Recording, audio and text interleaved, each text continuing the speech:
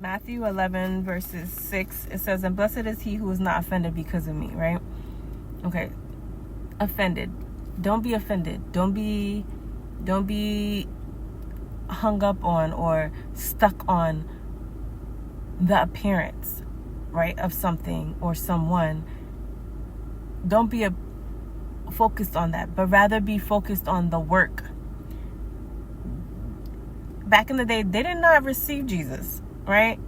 They did not receive him. They rather they judged him because of how he looked. He didn't look like how they wanted him to look, and he didn't do what they wanted him to do. They had an expectation of how Jesus was supposed to look and how he's supposed to move and act, and he didn't meet any of those expectations. So therefore, they did not receive him. They rebuked him.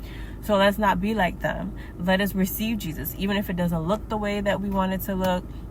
If we don't receive his message, we need to receive his message, his teaching, the word of God. Receive it. Receive the teaching. Receive the rebuke. Receive the conviction. Receive it.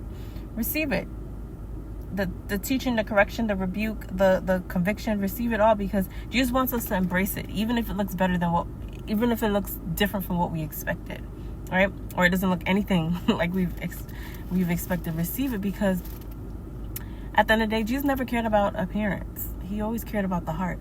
Pay attention to Jesus' lifestyle. How did he live? How did he live?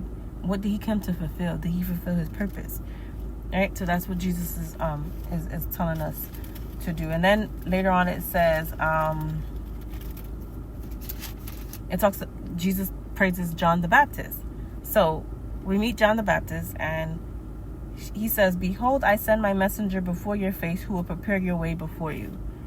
So John the Baptist was there to prepare the way for Jesus to come. He was a messenger, a voice, an oracle. He was there to speak about Jesus coming, just like the Old Testament prophets have done in the past.